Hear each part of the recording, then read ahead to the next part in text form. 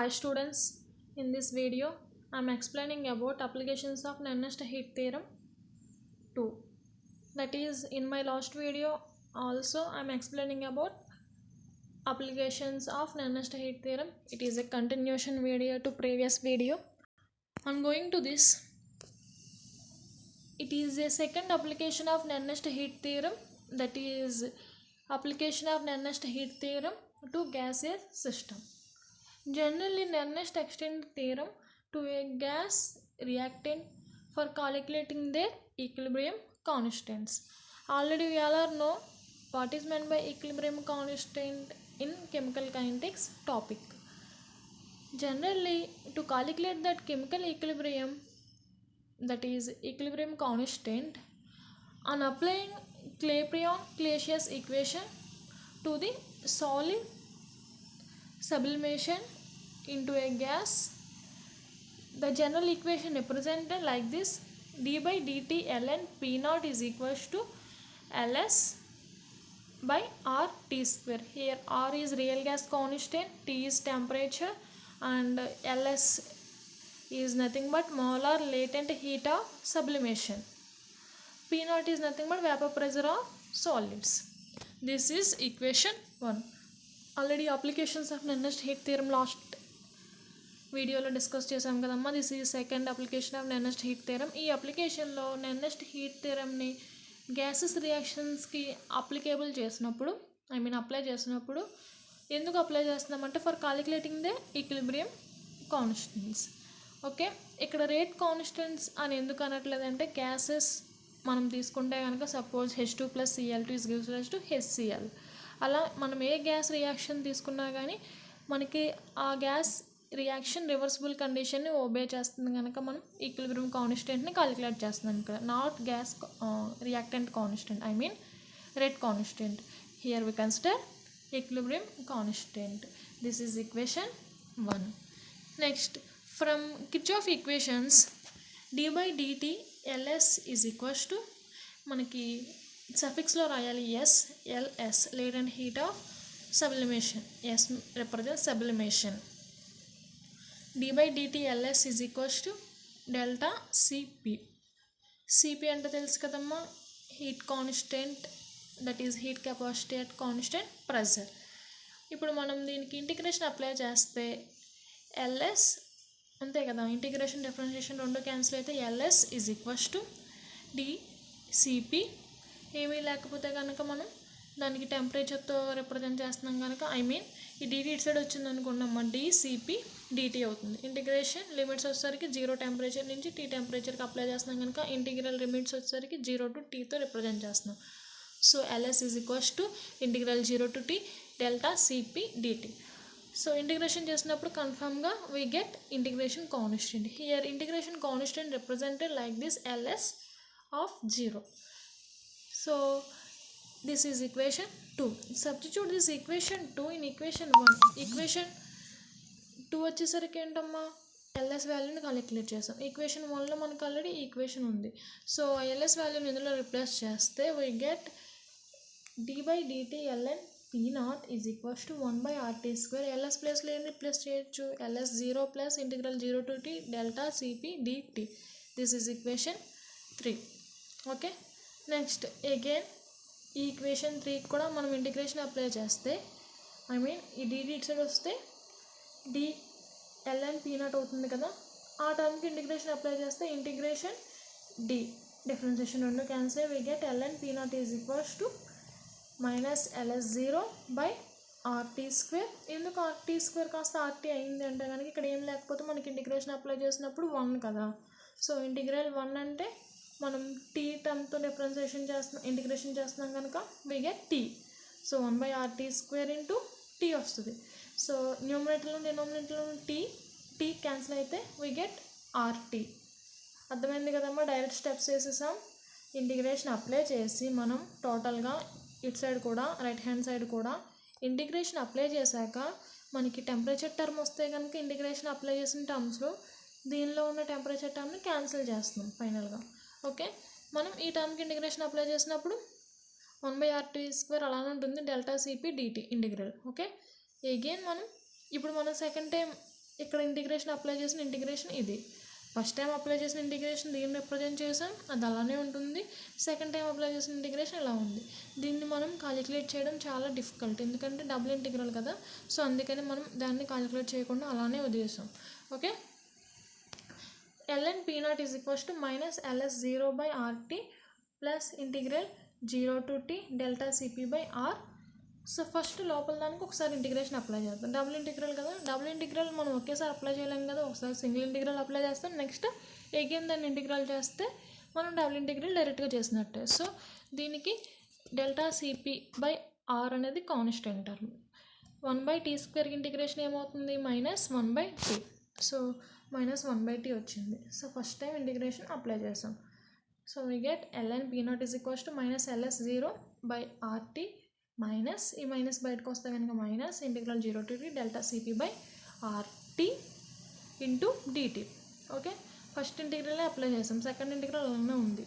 ఆ integral 0 to t అందుకే ఇలా రిప్రజెంట్ చేసాం. Plus I, here I means integration constant. So ఈ ఈక్వేషన్ యూస్ చేసి ఈ ఈక్వేషన్ నుంచి we calculate real gas constant value తెలుసు మీకు ఆల్రెడీ, టెంపరేచర్ వాల్యూ తెలుసు, డెల్టా సిపి వాల్యూ తెలుసు, అలానే latent heat of sublimation values కూడా తెలుసు.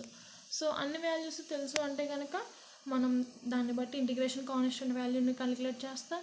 ఒక కండిషన్ తీసుకొని ఆ ఇంటిగ్రేషన్ కాన్స్టెంట్ వాల్యూని కూడా రిప్లేస్ చేస్తే finally we get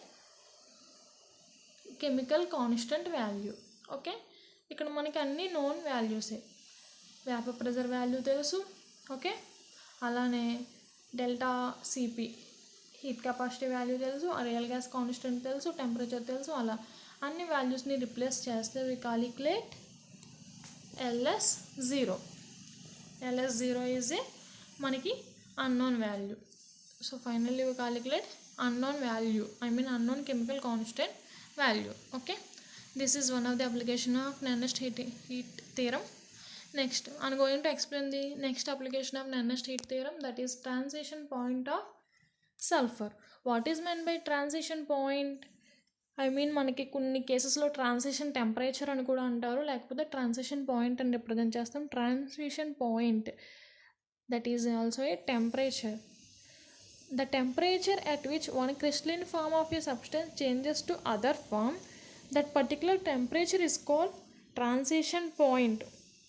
okay, transition point అని చెప్తాం.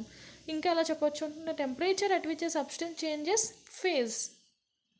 ఓకే, ఏదైనా సబ్స్టెన్స్ తీసుకున్నప్పుడు ఆ సబ్స్టెన్స్ యొక్క ఫేజ్ చేంజ్ అయినప్పుడు ఎన్ని ఫేజెస్ ఉంటాయి, liquid phase, solid phase, vapour phase.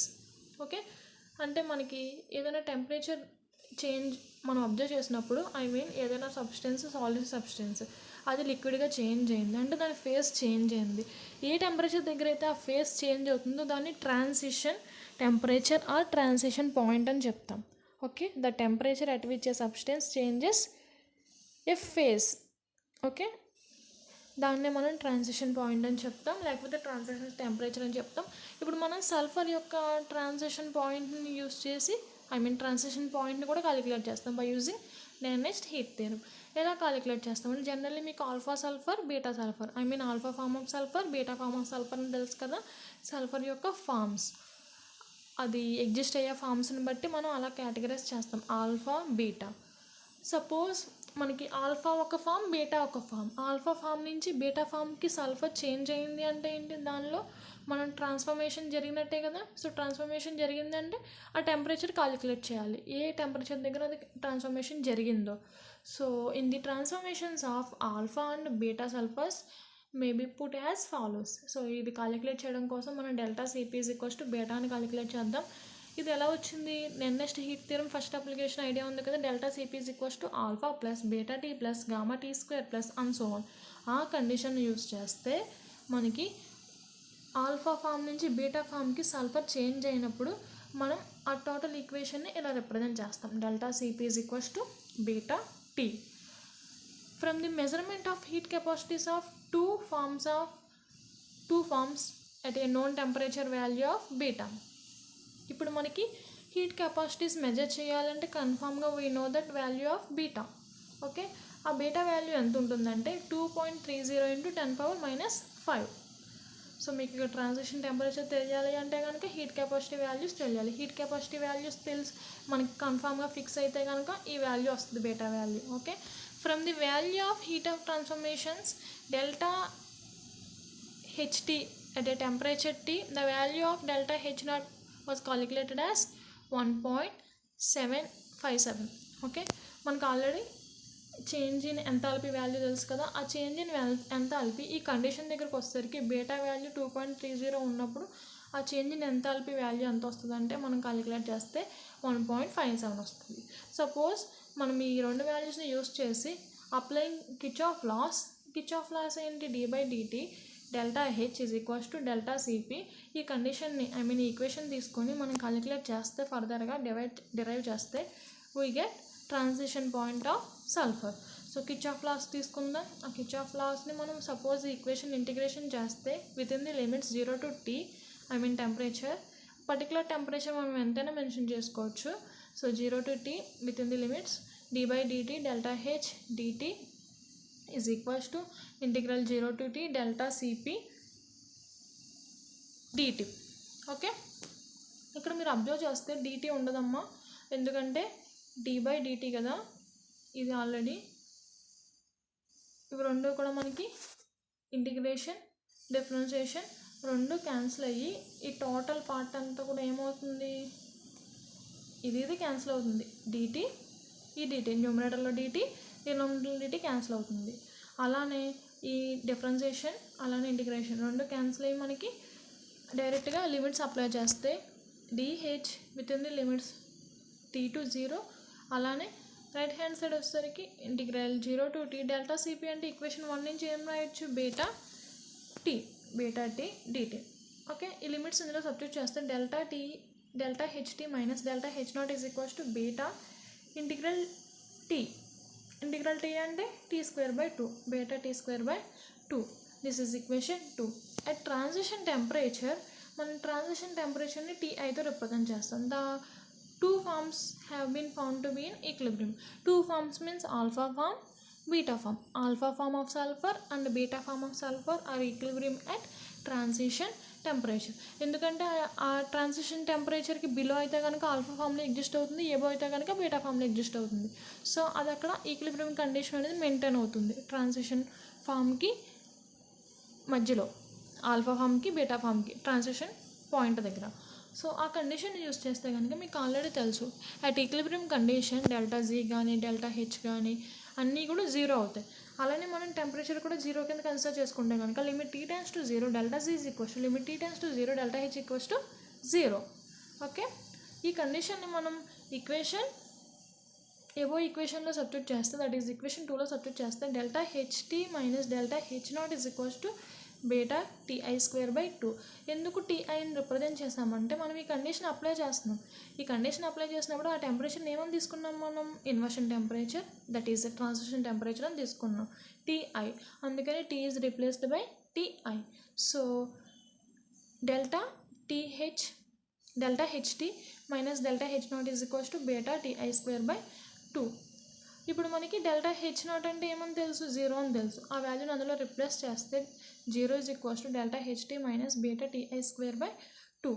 Already delta HT అంటే మనకు తెలుసు, ఏం తెలుసు, ఆల్రెడీ స్టార్టింగ్ కండిషన్ తీసుకున్నాం కదా, T ఈజ్ ఎనీ టెంపరేచర్ అని తీసుకున్నాం. ఆ టెంపరేచర్ దగ్గరకు వచ్చేసరికి heat of transformation of delta T at temperature T అని తీసుకుంటే కనుక దాని value 1.57. So 1.57 value is replaced by in the place of delta HT. Okay, అలానే బీటా వాల్యూ ఏమని తెలుసు, 2.30 × 10⁵. సో ఆ వాల్యూని కూడా రిప్లేస్ చేస్తే this is transition temperature. We get transition temperature that is 369.4 kelvin. So ఇదంతా కూడా ఏంటి, థియరిటికల్ వాల్యూ. ఓకే, మనం థియరిటికల్గా ఇలా ఎజ్యూమ్ చేసాం. ఇలా ఎజ్యూమ్ చేసినప్పుడు దానికి ఈ వాల్యూ ఉంటుంది, దానికి ఈ బీటా వాల్యూ ఉంటుంది, దానికి ఈ డెల్టా హెచ్ వాల్యూ ఉంటుంది. ఆ కండిషన్లో ట్రాన్సిషన్ టెంపరేచర్ ఎంత క్యాలిక్యులేట్ చేస్తే 369.4 కెల్విన్ టెంపరేచర్ వచ్చింది. అలా కాకుండా మనం ఎక్స్పెరిమెంటల్గా ప్రాక్టికల్గా ఈ ట్రాన్సిషన్ పాయింట్ ఆఫ్ సల్ఫర్ని క్యాలిక్యులేట్ చేస్తే we get 368.4 kelvin.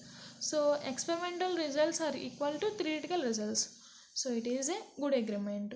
So finally we calculate transition point of sulfur from Nernst heat theorem. Okay, this is one of the application of Nernst heat theorem. Last but one application is transition point of sulfur, and the last application of Nernst heat theorem is EMF of volatile cell. To calculate EMF of volatile cell, Nernst heat theorem is applicable. Okay, so ఈ ఈఎంఎఫ్ని calculate చేయడం కోసం we consider A cell reaction that is zinc ZnSO4 H2O Hg2SO4 Hg. Already తెలుసు కదమ్మా, double line. ఇక్కడ మనకి ఇది double line represent salt bridge. మనకి ఇదొక cell reaction, left hand side cell reaction, right hand side cell reaction, total అంతా కలిపితే మనకు ఓవరాల్ సెల్ రియాక్షన్ అని చెప్తాం. సో ఈ ఓవరాల్ సెల్ రియాక్షన్ యూస్ చేసుకొని we calculate EMF of particular cell.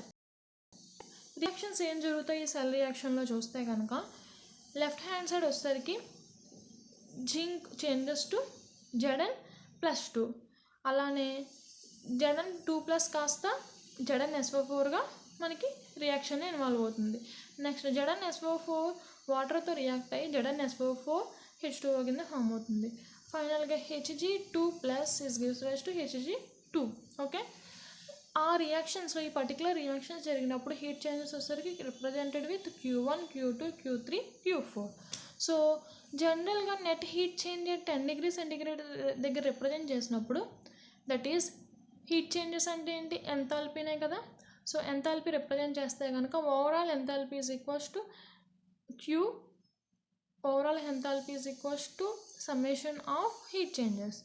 So overall net heat change వచ్చేసరికి delta HT is equals to T means ఇక్కడ total అని, delta HT is equals to summation of heat changes.